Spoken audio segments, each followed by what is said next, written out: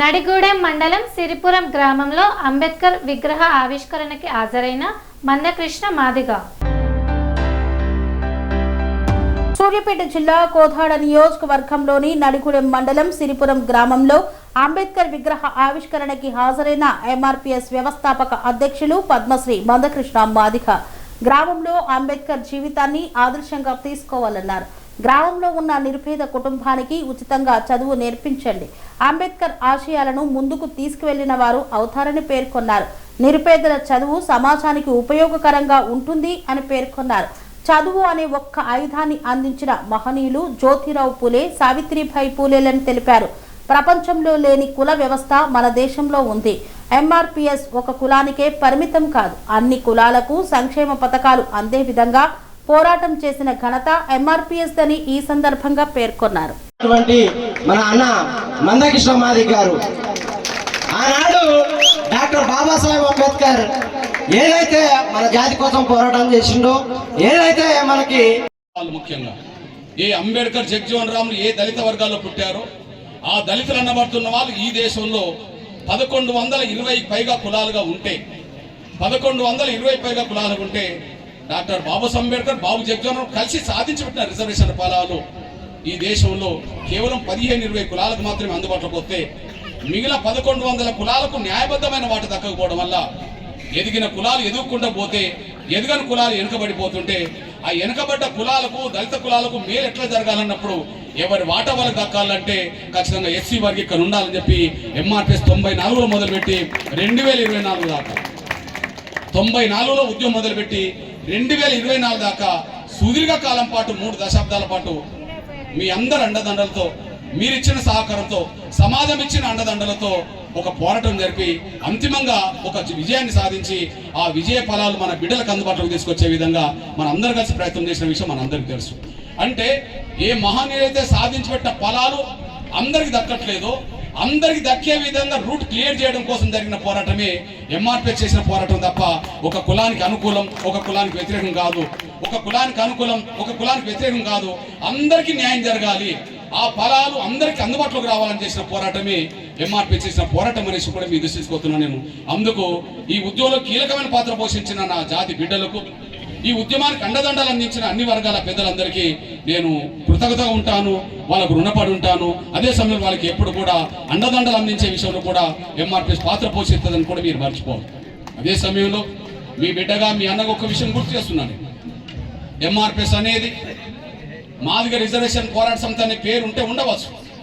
ఈ సుదీర్ఘ కాలం పాటు ఎస్సీ వర్గీకరణ కోసం పోరాటం 3 దశాబ్దాల చేత చేయవచ్చు. కానీ ఎంఆర్పీఎస్ కేవలం మాదిగల కోసమే కాకుండా సమాజంలో ఎవరికి ఎక్కడ అన్యాయం జరిగినా ఏ సమస్య ఎదురైనా కూడా వాళ్ళ పక్షాన్ని కూడా ఎంఆర్పీఎస్ ఉద్యమం చేయడం వల్ల సమాజంలో అన్ని వర్గాల పేదలకు ప్రభుత్వాల ద్వారా అందిన పథకాలు ఇక్కడ ఏమున్నాయో నాకు తెలియదు, ప్రతిపక్షాలు అందించిన పథకాలు ఏమున్నాయో నాకు తెలియదు, వామపక్షాలు అందించిన పథకాలు ఏమున్నాయో నాకు తెలియదు. కానీ ఎంఆర్పీఎస్ అందించిన పథకాలు మాత్రం సిరిపురం ఉన్నాయి, తెలుగు నేల మీద మొత్తం ఉంటాయి. అది అంబేద్కర్ 50లో రాజ్యాంగం అమలులోకి వచ్చినాక 56లోనూ మహనీయుడు అంబేద్కర్ చనిపోతాడు. కానీ ఒక ప్రమాదం అప్పుడు ఉండే మనకు. ఒక ప్రమాదం ఏంటంటే ఈ రిజర్వేషన్ పొందుపరిచేటప్పుడే అనేది పొందుపరిచేటప్పుడే ఒక 10 ఏళ్ళకి మాత్రమే ఉండాలని చెప్పి చర్చ జరిగింది. ముందు ఉన్నత వర్గాలు అయితే 5 ఏళ్ళు ఉంటే చాలు అని చర్చ జరిగింది. 5 ఏళ్ళకే సమాజం మారుతుందా, సమాజంలో అందరికి అందుతాయా అంటే లేదు 5 ఏళ్ళు చాలంటే కనీసం ఒక 10 ఏళ్ళన్నా ఉండేటట్టు చేయండి అని చెప్పి అంబేద్కర్ జగజ్జీవన్ రామ్ కష్టపడి ఒక 10 ఏళ్ళ వరకు ఒప్పించారు. 10 ఏళ్ళు అంటే అర్థం ఏంటిది? 50లో రాజ్యాంగం అమల్లోకి వచ్చింది, 60 నాటికి అది పోవాలి కదా. 50లో రాజ్యాంగం అమల్లోకి వచ్చింది, 60 నాటికి అవి లేకుండా పోవాలి. అంటే 10 ఏళ్ళే రాయబడ్డది కదా. కానీ ఆ 10 ఏళ్ళ తర్వాత ఇక 10 ఏళ్ళు అయిపోయింది కదా, రిజర్వేషన్ అవసరం లేదని చెప్పి గట్టిగా అందరు వాదిస్తున్న సమయంలో మనం రాసుకున్న రాజ్యాంగంలో 10 ఏళ్ళే ఉన్నది కదా, ఇక చాలని అందరు అడ్డం పడుతున్న సమయంలో లేదు మరో 10 ఏళ్ళు మరో 20 ఏళ్ళు ఉండాలని చెప్పి గట్టిగా కొట్లాడడానికి అంబేద్కర్ ఏం లేడు. గట్టిగా కొట్లాడడానికి బాబు జగజ్జీవన్ రామ్తో పాటు కొట్లాడడానికి అంబేద్కర్ లేడు. అంబేద్కర్ 56లో చనిపోయాడు. ఈ 56లో చనిపోయితే 60లో కదా చర్చ జరిగేది రిజర్వేషన్ ఉండాలా వద్దని చెప్పడానికి. అప్పుడు రిజర్వేషన్లు వద్దని చెప్పి అందరూ ఏకతాటిని నిలబడి అడ్డం పడుతున్న సమయంలో ఈ దేశంలో కుల వ్యవస్థ ఉన్నంత వరకు, ఈ దేశంలో సాంఘిక వ్యవస్థ ఉన్నంత వరకు, అసమానతలు ఉన్నంత వరకు రిజర్వేషన్ అనేది ఎల్లకాలం ఉండాల్సిందని చెప్పి గట్టిగా కొట్లాడింది, గట్టిగా మాట్లాడింది, వాటిని నిలబెట్టింది. కొట్లాడింది, నిలబెట్టింది. ఈ దేశంలో ఎవరైనా ఉన్నారంటే బాబు జగ్జీవన్ రామ్ మాత్రమే ఆ పాత్ర పోషించిండు. 60 దాకా కాపాడిండు, దాన్ని 70 దాకా కాపాడిండు, 80 దాకా కాపాడిండు. ఆయన చనిపోయేంత వరకు దాన్ని కాపాడిండు. అప్పటికి మన వర్గాలు కొంత తరం ముందుకొచ్చింది. చదువుకున్న వాళ్ళు లక్షల సంఖ్యలో ఎదిగిండ్రు. అప్పుడు ఈ దేశంలో రిజర్వేషన్లు ఎవరన్నా రద్దు చేస్తామంటే మేము అంగీకరించామని చెప్పి లక్షల మంది, కోట్లాది మంది రోడ్డుకి తాగి తీసుకొచ్చేశాడు. దాన్ని ఒడిసి పట్టుకొని గొప్ప మేధావి ఎదిగి కోట్లాది మంది జీవితాల్లో మార్పు తీసుకోవడానికి ప్రయత్నం చేసిన, రిజర్వేషన్ సాధనలో కృషి చేసిన బాబు అంబేద్కర్ జీవిత చరిత్ర మన కళ్ళ ముందున్నది. ఆయన కొనసాగింపుగా ఆయనతో కలిసి పనిచేసి ఆయన లేనప్పుడు కూడా పాత్ర పోషించిన, ఈ దళితుల కోసం, ఈ దేశ సమాజం కోసం పాత్ర పోషించిన, మన జీవితాల్లో మార్పు తీసడానికి కారణమైన బాబు జగ్జీవన్ చరిత్ర మనకున్నది. మనం ఎంతమందిని ఏమనుకున్నా కూడా ఎంతో మంది మహనీయుల పేర్లు మనం చదువుతాం, ఎంతో మంది నేతల పేర్లు మనం చదువుతాం, దేశ అంతర్జాతీయ నేతల పేర్లు మనం చదువుతాం. కానీ ఈ ముగ్గురే ఈ దేశంలో పుట్టకపోతే, ఒకరు బలహీన వర్గాల సమాజంలో మహాత్మా జ్యోతిరావు పూలే పుట్టకపోతే, ఒకరు దళితుల్లో మహార్ సమాజంలో పుట్టకపోతే, ఒకరు దళితుల్లో చెమార్ సమాజంలో పుట్టకపోతే, ఈ ముగ్గురు లేకపోతే ఈనాడు ఈ స్థితిలో మనం బతికే వాళ్ళం కాదనేసి మనం మర్చిపోదని సరైనపోతున్నాం. అందువల్ల ఎవరమన్నా మనం రుణపడి ఉన్నామంటే, కోట్లాది మంది దళిత సమాజం, పేద వర్గాల సమాజం ఎవరికన్నా రుణపడి ఉన్నామంటే ఎవరికి రుణపడి లేము. ఆ ముగ్గురు కుటుంబాలకు మాత్రం, ఆ 3 కుటుంబాలకు మాత్రం మనం రుణపడి ఉన్నాం. వాళ్ళ రుణం తీసుకోవడానికి ఏమైనా ప్రయత్నం చేయాలంటే మనం కోట్లాది మంది కోసం నువ్వు ఆలోచించకపోయినా నీ పక్కన ఒక పేద కుటుంబంలో ఒక పేద బిడ్డ కోసం ఆలోచించు. వాళ్ళ రుణం తీసుకోవడానికి కొంత ప్రయత్నం చేసిన వాళ్ళు అవుతాం.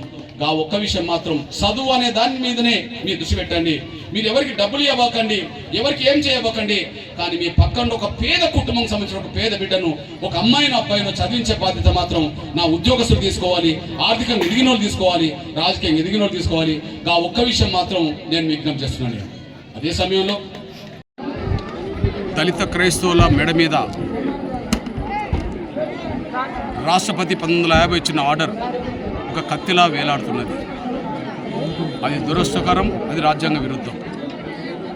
ఈ దేశంలో భారతీయులందరికీ ఎవరైనా తమ ఇష్టమున్న దైవాన్ని, మతాన్ని ఎన్నుకునే స్వేచ్ఛ ఆర్టికల్ 25 ఇచ్చింది.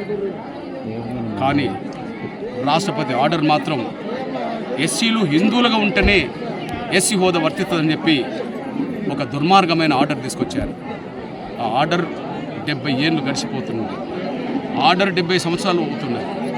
అయినప్పటికీ ఇప్పటికీ ఆ కత్తి అలానే వేలాడుతుంది. ఇట్లాంటి పరిస్థితుల్లో అగ్రకులాలు చర్చికి వెళ్తే వాళ్ళు అగ్రకులాల హోదే ఉన్నప్పుడు వాళ్ళకి ఈడబ్ల్యూఎస్ రిజర్వేషన్ వర్తిస్తున్నారు. బీసీలు చర్చిలకు వెళితే వాళ్ళకి బీసీ హోదానే యథావిధిగా ఉన్నప్పుడు బీసీ రిజర్వేషన్ వర్తింపజేస్తున్నారు. ఎస్టీలు చర్చిలకు వెళితే వాళ్ళు ఎస్టీలుగానే ఉన్నప్పుడు ఎస్టీ రిజర్వేషన్ వాళ్ళు వర్తింపజేస్తున్నప్పుడు దళితులు మాత్రమే చర్చికి వెళితే దళిత హోదా ఎందుకు రద్దవుతుందో, ఎస్సీ రిజర్వేషన్లు, ఎస్సీ ఎస్టీ యాక్ట్ ఎందుకు రద్దవుతుందో చెప్పాల్సిన బాధ్యత ఇప్పుడు ప్రభుత్వాల మీద, రాజకీయ పార్టీల మీద ఉన్నాయి.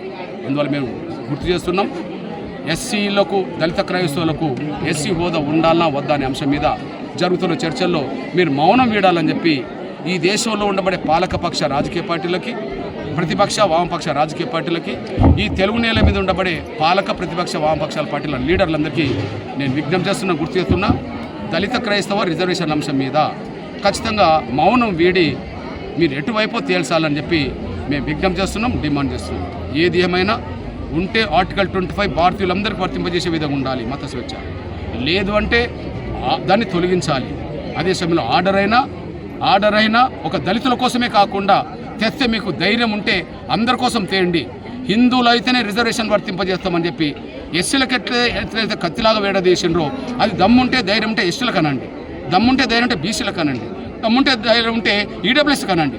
అంతేగాని అందరికీ వర్తింపజేయండి ఒక దుర్మార్గమైన ఆర్డర్ ఒక దళితుల మెడ మీదనే పెట్టినట్టుగా, కత్తి పెట్టినట్టుగా ఇక ముందు ఉండొద్దని చెప్పి మేము గుర్తు చేస్తూ రాబోయే రోజుల్లో దళిత క్రైస్తవులను సమీకరించే దిశగా, దళిత క్రైస్తవుల హక్కులను, అస్తిత్వాన్ని నిలబెట్టే దిశగా భవిష్యత్తు పోరాటానికి ఎంఆర్పీ సిద్ధపడుతుంది. ఆ సిద్ధపడడానికంటే ముందు రాజకీయ పార్టీలు మౌనం వీడాలని చెప్పి మేము డిమాండ్ చేస్తున్నాం. అనురాగానికి అమ్మ ఆదర్శం, ఆరోగ్యానికి Sri Sai homeo stores and clinic. అనుభవం, అర్హత, అంకిత భావం కల డాక్టర్లచే చికిత్స. అన్ని రకాల ఆరోగ్య సమస్యలకు నమ్మకమైన ఎంపిక Sri Sai homeo stores and clinic. Diabetes, కీళ్ల నొప్పులు, సయాటికా, వెన్నుముక్క సమస్యలు, థైరాయిడ్, నిద్రలేమి, మానసిక సమస్యలు, ఋతు సమస్యలు, అన్ని రకాల దీర్ఘకాలిక వ్యాధులకు ప్రత్యేక హోమియో వైద్యం. అందరికీ అందుబాటులో అంతర్జాతీయ హోమియో వైద్యం Shri Sai homeo stores and clinic. మీ ఆరోగ్య సమస్య ఏదైనా ఇప్పుడు పరిష్కారం సాధ్యం. సైడ్ ఎఫెక్ట్ లేని వైద్యంతో సంపూర్ణ ఆరోగ్యం కొరకు సంప్రదించండి Shri Sai homeo clinic and stores, Bhavani Nagar, Ambedkar Nagar road, old Alwal, Secunderabad. సంప్రదించాల్సిన ఫోన్ నంబర్స్ 9000751751 మరియు 9000422525.